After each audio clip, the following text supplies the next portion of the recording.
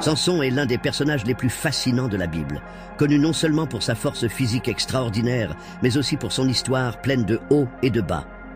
Il est né à une époque de grande souffrance pour le peuple d'Israël, qui était sous la domination des Philistins.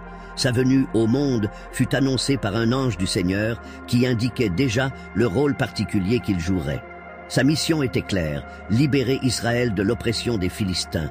Mais qui était Samson, à part sa force ? Dès le début, Samson fut consacré à Dieu en tant que naziréen, un vœu qui impliquait des règles strictes. Il ne pouvait pas se couper les cheveux, ni boire du vin, ni toucher à quoi que ce soit d'impur. Ces restrictions n'étaient pas seulement symboliques, ils représentaient sa séparation au service divin. Les cheveux longs de Samson étaient plus qu'un style. C'était le signe visible de son engagement envers Dieu et la source de sa force surnaturelle. Mais sa force n'était pas seulement physique. Samson possédait un courage inébranlable et une détermination farouche, des caractéristiques qui faisaient de lui un leader naturel. Il affronta des lions, des armées et des défis apparemment impossibles, et en sortit toujours victorieux.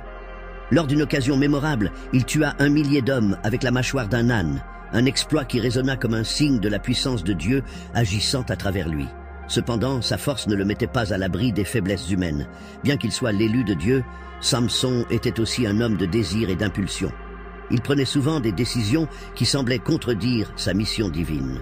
Son goût pour les femmes philistines, par exemple, était source de conflits tant politiques que spirituels.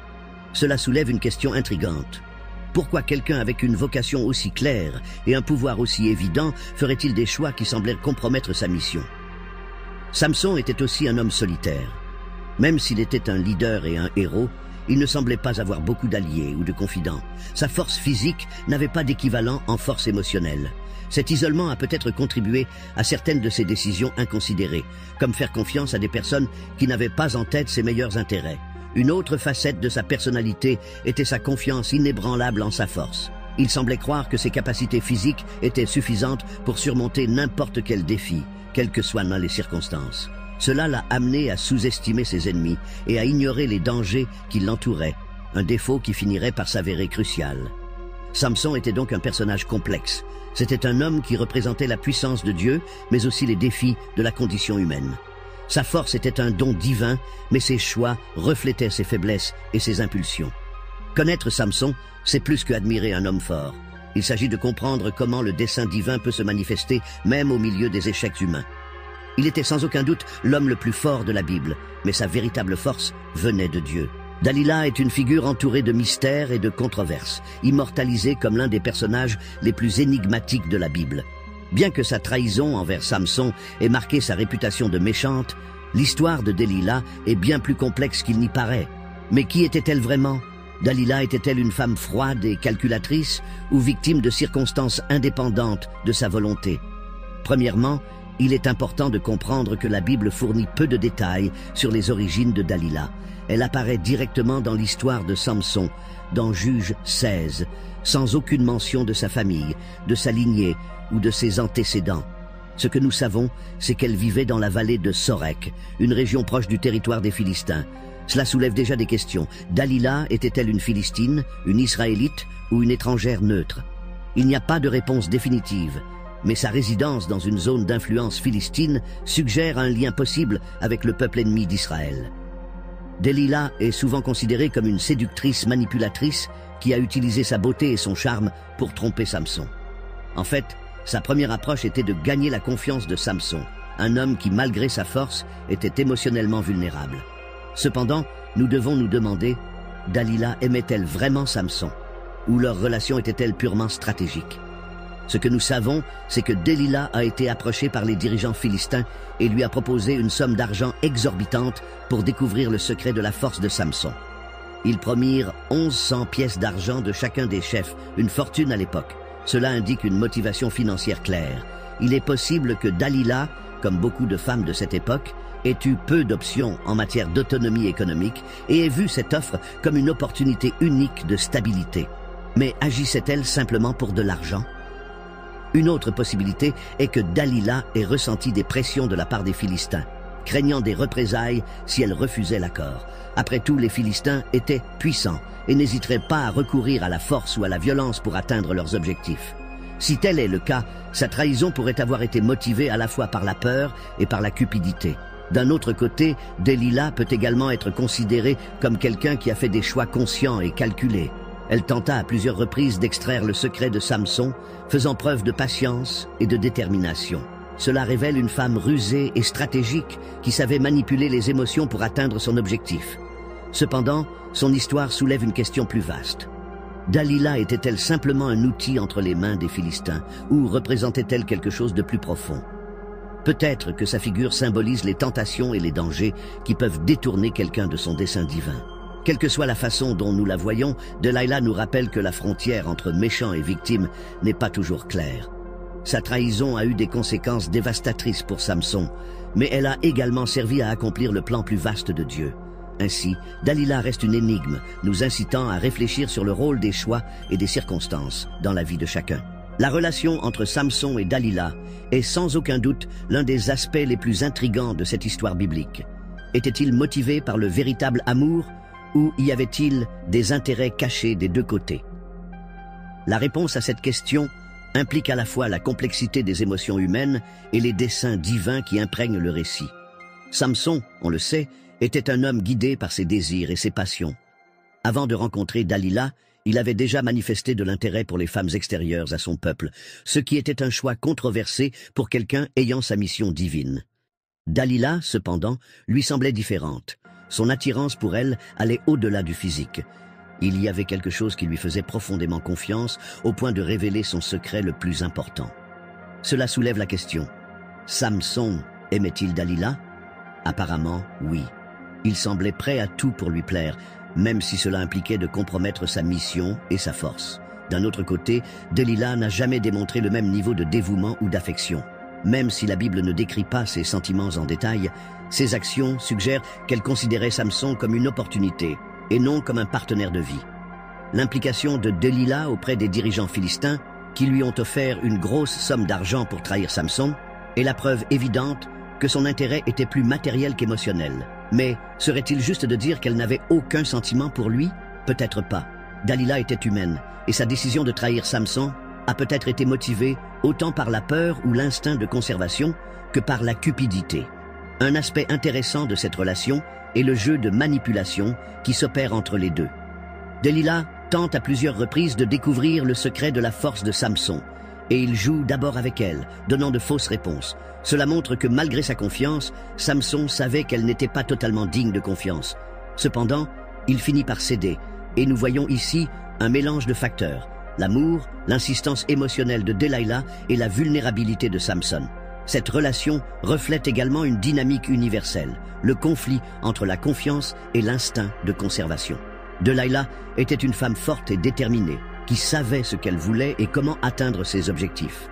Samson, quant à lui, était un homme physiquement puissant, mais émotionnellement fragile, prêt à ignorer les signes avant-coureurs en raison de son amour pour elle. Cela crée un contraste fascinant, où chacun exploite les faiblesses de l'autre, mais de manière très différente. En fin de compte, la relation entre Samson et Dalila rappelle la complexité des relations humaines.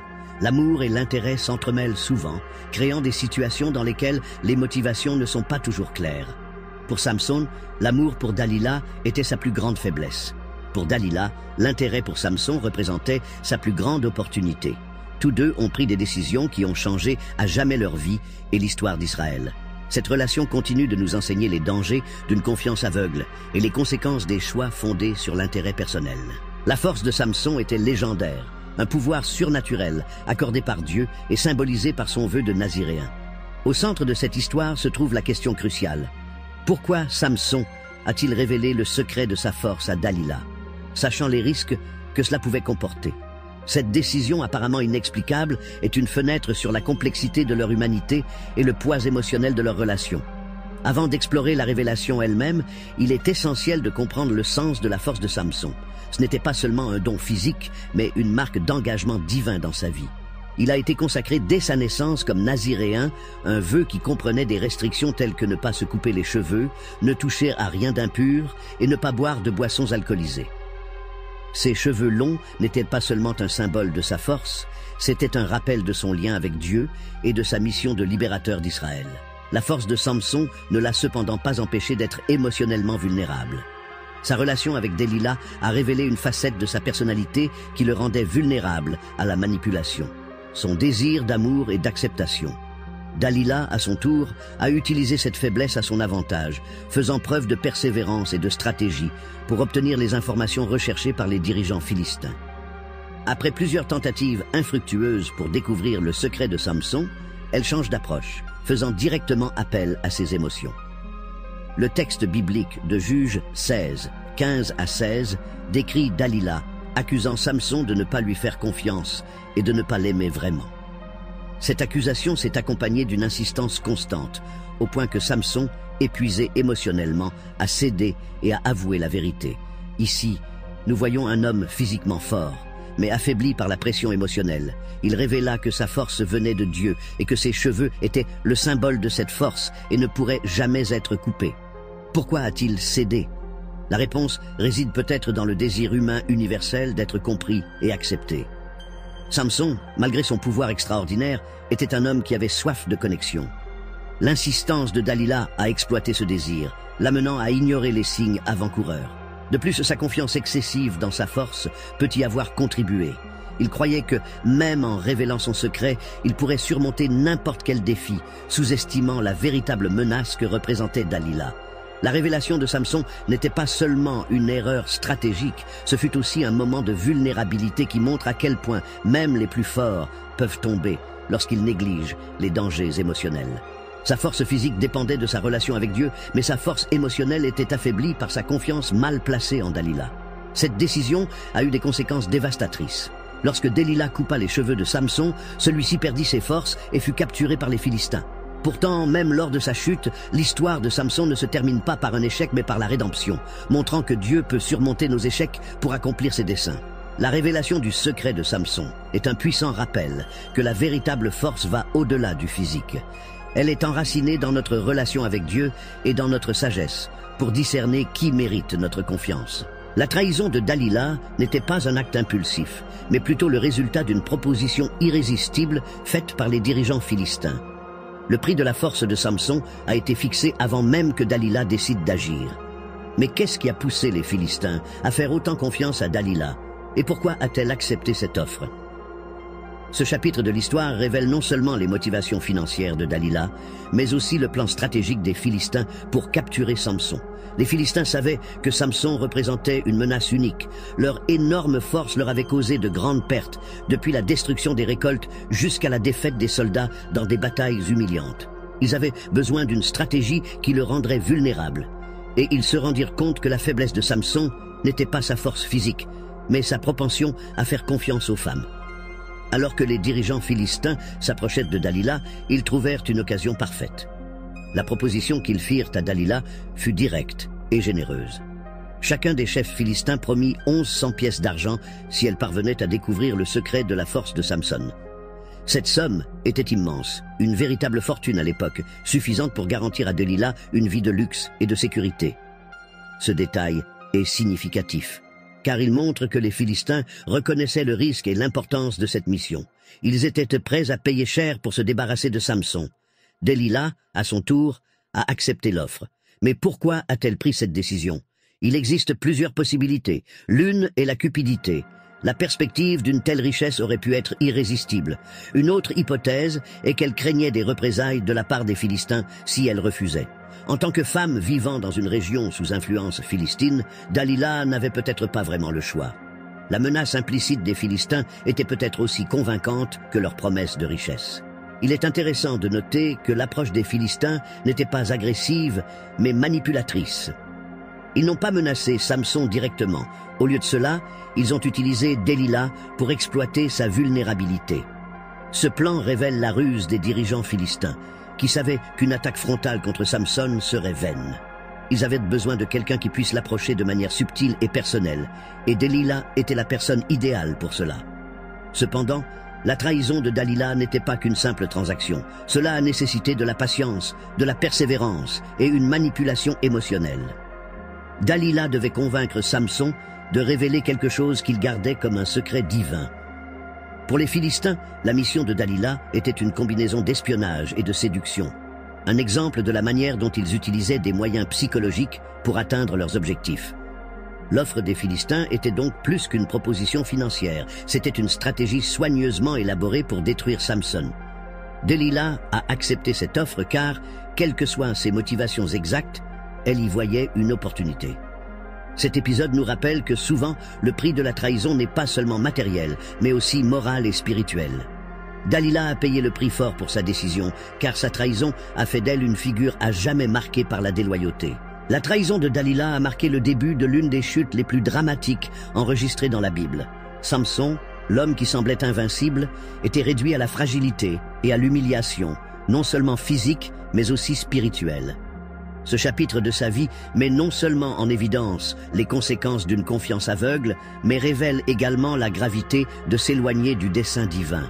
Mais que s'est-il passé exactement après la trahison? Et quel impact cela a-t-il eu sur la vie de Samson et sur le destin d'Israël?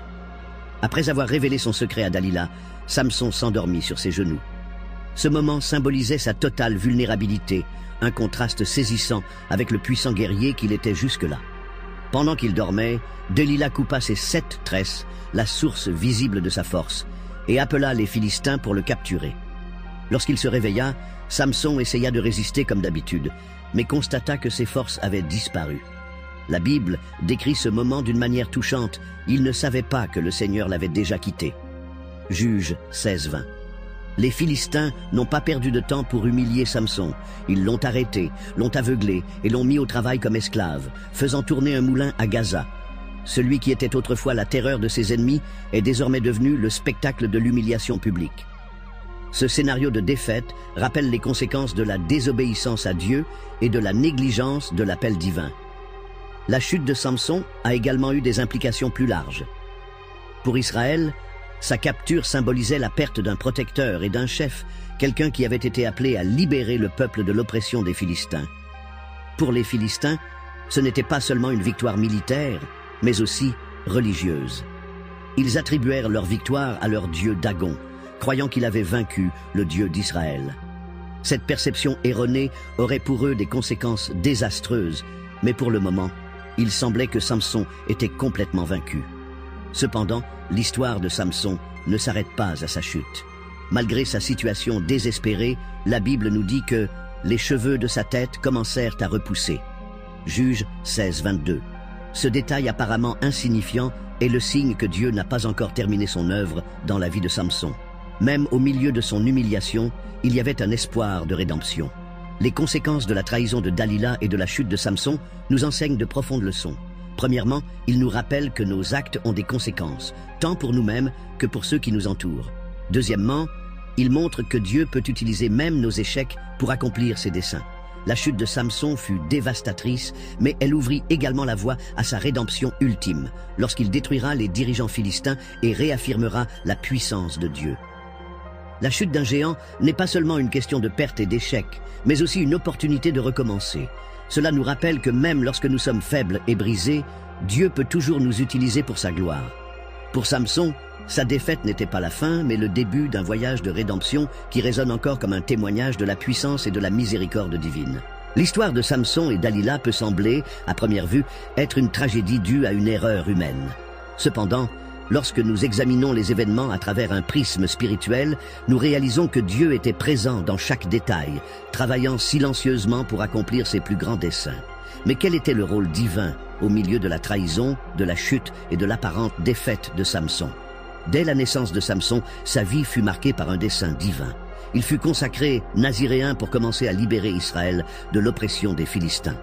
Cette vocation était claire, mais les choix de Samson semblaient souvent contredire sa mission. Ses impulsions, ses relations et ses décisions l'ont éloigné du chemin que Dieu lui avait tracé. Cependant, la Bible nous enseigne que les desseins de Dieu ne sont pas contrecarrés par les échecs humains. La trahison de Dalila et la capture de Samson ont été autorisées par Dieu dans le cadre d'un plan plus vaste. Même vaincu, Samson devint un instrument du jugement divin contre les Philistins. Sa capture a amené les Philistins à célébrer leur apparente victoire sur Israël et son Dieu. Cette célébration fut cependant l'occasion d'un revirement dramatique qui se traduisit par la destruction de nombreux dirigeants philistins et la réaffirmation de la puissance du Dieu d'Israël. Le rôle de Dieu est également évident dans l'humiliation de Samson. Lorsqu'il fut réduit à la faiblesse, aveuglé et réduit en esclavage, Samson eut l'occasion de réfléchir à ses choix et de renouer avec sa foi. Ses cheveux, symbole de sa force et de son vœu naziréen, ont recommencé à pousser, indiquant que Dieu n'avait pas encore terminé son œuvre dans sa vie. Cette période d'humiliation fut un processus de rédemption, au cours duquel Samson réalisa que sa véritable force venait de Dieu et non de lui-même. Le point culminant de l'histoire se produit lorsque Samson, emmené au temple de Dagon pour divertir les Philistins, crie une dernière fois à Dieu pour lui demander force. Il ne demande pas de retrouver ses forces par orgueil ou par vengeance, mais pour accomplir son dessein divin de combattre les oppresseurs d'Israël. Dieu répond à son cri, lui accordant la force de démolir les piliers du temple et de détruire ses ennemis. À ce moment-là, Samson remplit sa mission, même si de manière tragique. Ce récit nous enseigne que même lorsque nous commettons des erreurs, Dieu peut transformer nos échecs en opportunités de réaliser ses plans. Le rôle de Dieu dans l'histoire de Samson et Delilah n'est pas d'empêcher les difficultés ou la douleur, mais d'utiliser ces expériences pour façonner le caractère, porter jugement contre les ennemis de son peuple et révéler sa souveraineté. L'histoire de Samson nous rappelle que les voies de Dieu ne nous sont pas toujours claires. Il agit souvent de manière inattendue, permettant même à nos faiblesses et à nos échecs de servir un objectif plus grand. En fin de compte, le rôle divin est celui de la rédemption, de la restauration et de l'accomplissement de ses promesses, même au milieu du chaos des choix humains. L'histoire de Samson et Dalila transcende les limites du temps, offrant des leçons profondes et pertinentes pour notre époque. Plus qu'un récit de trahison, de chute et de rédemption, c'est un miroir qui reflète les complexités de la nature humaine, les conséquences des choix et la fidélité de Dieu même au milieu de nos échecs.